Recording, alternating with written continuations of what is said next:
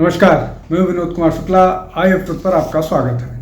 भारत ने पाकिस्तान के खिलाफ ऑपरेशन सिंदूर शुरू किया और पहले ही अटैक में 9 जगहों को टारगेट किया गया और उन 9 जगहों में से 5 जो है वो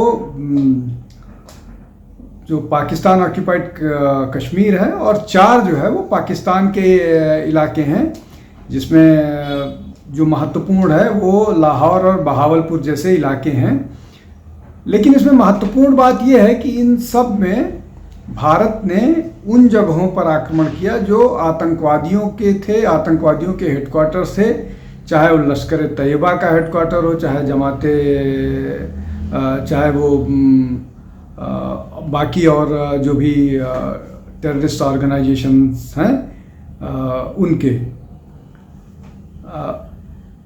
अब इन सब अटैक्स के बाद पाकिस्तान जो लगातार ये धमकियां दे रहा था कि अगर भारत ने कोई इस तरह की गलती की तो हम उसके खिलाफ वॉर मतलब उसको हम अपना एग्रेशन समझेंगे।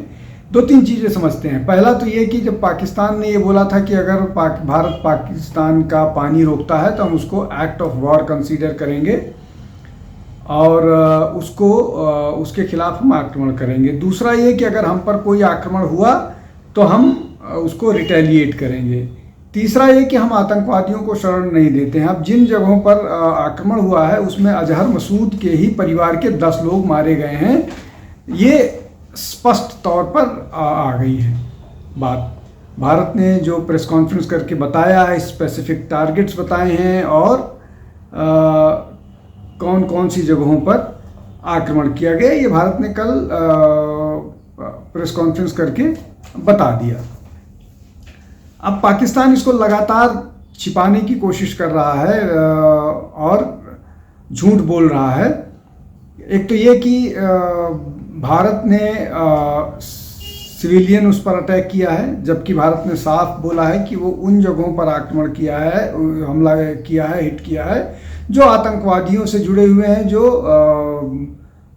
जो आतंकवादी ट्रेनिंग का अड्डा है। वो खाली वो अभी जो पहलगांव की घटना को जिन लोगों ने अंजाम दिया उनको टारगेट नहीं किया, बल्कि उरी और बाकी और जो टेररिस्ट एक्टिविटीज़ अभी पिछले दिन हुई जिसमें 40 BSF के जवान मार दिए गए थे, उन सब घटनाओं को भी जिन लोगों ने अंजाम दिया, जिन लोगों ने प्रशिक्षण दिया, उनको हिट किया।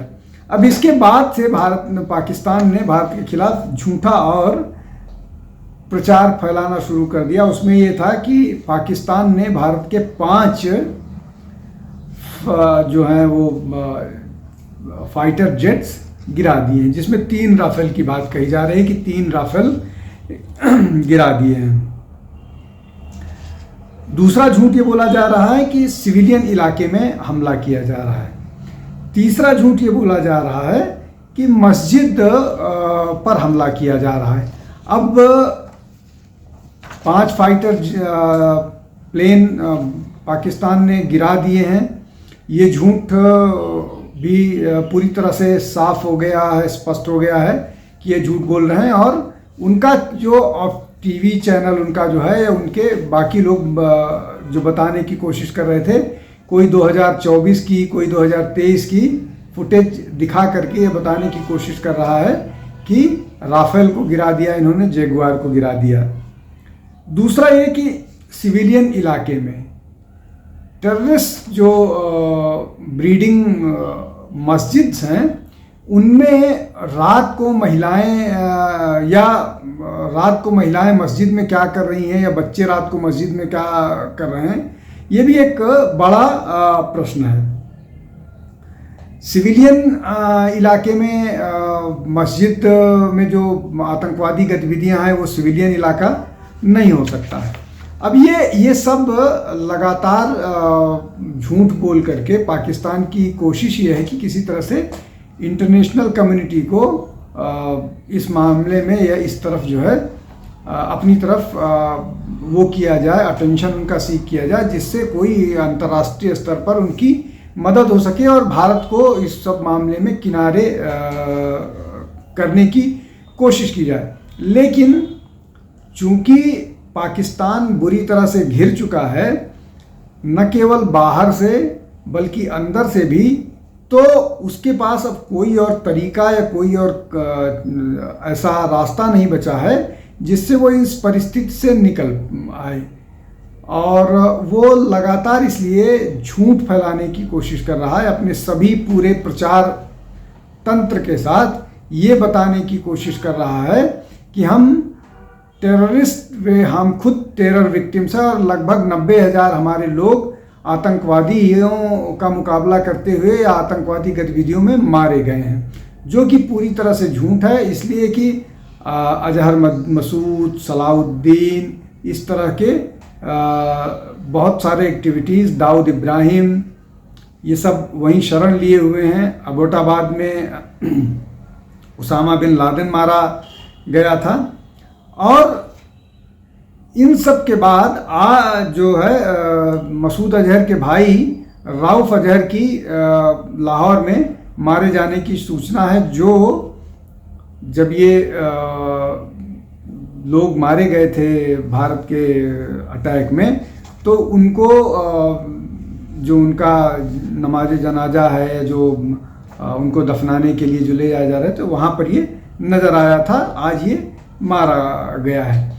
लेकिन इन सब को लगातार पाकिस्तान झुठलाना चाह रहा है, झुठलाने की कोशिश कर रहा है, लेकिन वो बार बार एक्सपोज हो रहा है और लड़ाई की धमकी गीदड़ भपकी दे रहा है कि हमारे पास न्यूक्लियर वार हेड्स हैं, हमारे पास 130 न्यूक्लियर हथियार हैं, हम उसको किस दिन के लिए रखे हुए हैं। ये सारी चीज़ें कर रहा है, लेकिन टेरर को लेकर के वो झूठ से बाज नहीं आ रहा है।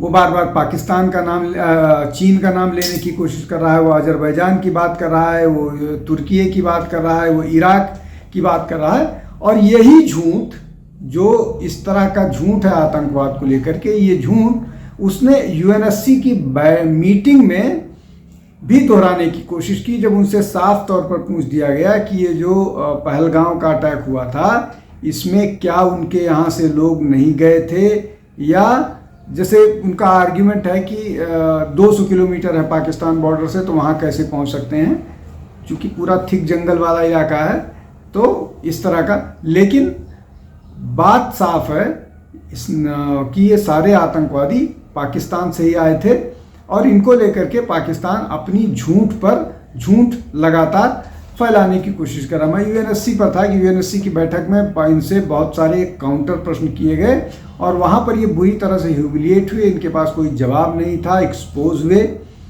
इन सब चीज़ों को लेकर के भारत बहुत मजबूती के साथ इंटरनेशनल प्लेयर के साथ डिप्लोमेसी कर रहा है और पाकिस्तान को एक्सपोज कर रहा है। और ये अब इस तरह के झूठ लगातार पाकिस्तान की तरफ से आएंगे, चूँकि अब खबरें इस तरह की भी आ रही हैं कि पाकिस्तान ने रिटेलिएट करने की कोशिश की, जिसको भारत ने क्रश कर दिया।